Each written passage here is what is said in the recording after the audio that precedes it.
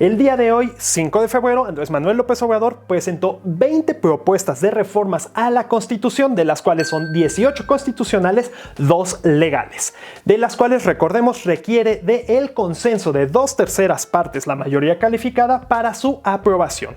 Vamos a leerlas rápidamente. La primera consiste en reconocer a los pueblos y comunidades indígenas por ser los habitantes más antiguos en México, pero que históricamente han sido ignorados. Esto con respecto a analizar que las leyes y las consultas tengan una repercusión correcta y oportuna para ellos. La propuesta número 2, la pensión de adultos mayores de 65 años que quede en tema constitucional, la llamada pensión del bienestar. Esto también que tenga un aumento año con año y además que también cubra y ayude a personas con discapacidades. Becas a todos los niveles escolares para, sin importar, digamos, el grado escolar, que todos los estudiantes en México que así lo requieran tengan el apoyo económico. Medicina gratuita y de calidad para todos los mexicanos, no solamente la medicina, sino las hospitalizaciones y este tipo de procesos. Trabajadores dueños de viviendas. Insisto, esto hasta que esté publicado en la Gaceta Parlamentaria en un par de días,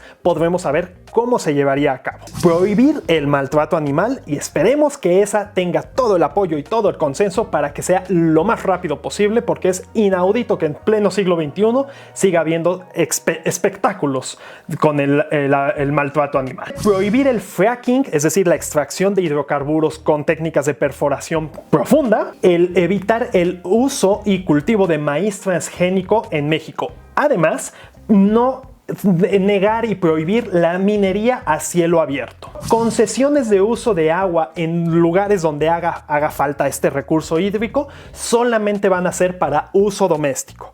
Es decir, en lugares donde haga falta agua no va a haber permiso para que las grandes industrias aprovechen este recurso hídrico para su trabajo. Prohibir los vapeadores y con esto también combatir, obviamente en otra gama, a las drogas duras como el fentanilo. No permitir que el salario mínimo crezca año con año bajo, es decir, menos que la inflación anual. Esto ya lo veníamos platicando en el canal desde el año pasado, pero la propuesta básicamente es que todos los años el salario mínimo crezca siempre arriba de la tasa de inflación que se haya calculado para ese año. Que el salario mínimo de maestros, policías, enfermeros, doctores y otras personas relacionadas al servicio a la comunidad, al servicio social, tengan un salario mínimo promediado con respecto al seguro social.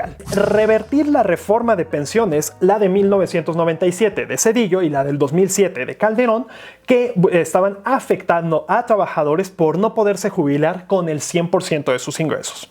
Luego entonces la propuesta en sí sería la búsqueda de que los trabajadores se puedan pensionar con el 100%. Para ello mencionó que en general desde el 1 de mayo de este año del 2024 se creará el llamado Fondo Semilla, que consistirá en 64.619 millones de pesos y que se irá incrementando poco a poco. La intención de este fondo es justamente que se utilice para compensar el dinero necesario para estas pensiones de los trabajadores. Él lo había mencionado anteriormente en una de las mañaneras, que era para que los empresarios no se asustaran creyendo que todo lo iban a tener que cubrir ellos, sino que entraría el gobierno con una gran tajada de esta parte del dinero necesario para las pensiones de los trabajadores para que lleguen a ese buscado 100%. Garantizar el derecho al estudio y al trabajo. El Estado le dará a los jóvenes, deberá contratar a los jóvenes y pagar el equivalente al salario mínimo de ese año en cuestión.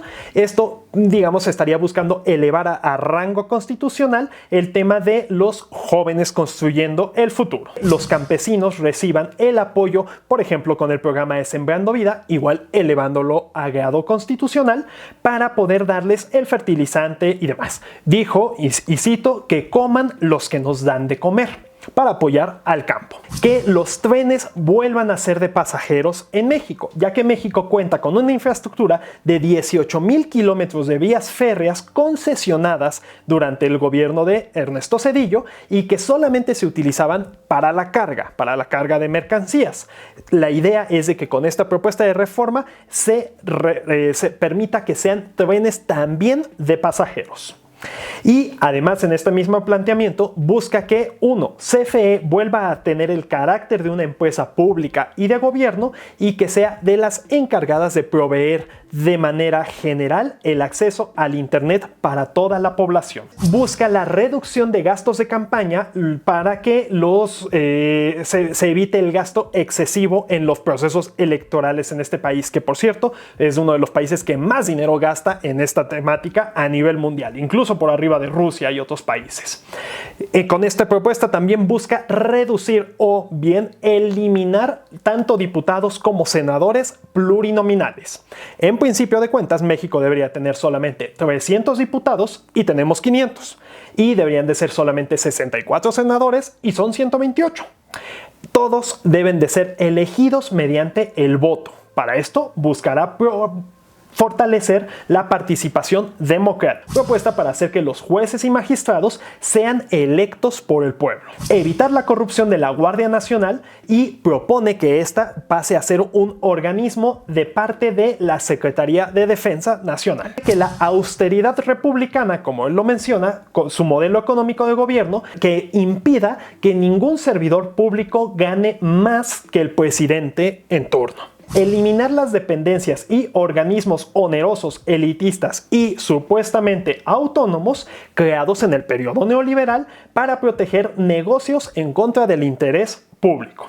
Les recuerdo que el próximo miércoles, en principio y en teoría, se van a publicar todas estas propuestas completas en la Gaceta Parlamentaria de la Cámara de Diputados. En este canal le vamos a dar seguimiento a manera noticiosa, principalmente de aquellas noticias relacionadas, aquellas reformas de las 20 a 6, siendo principalmente el tema de la pensión a adultos mayores de los 65 años, un poquito.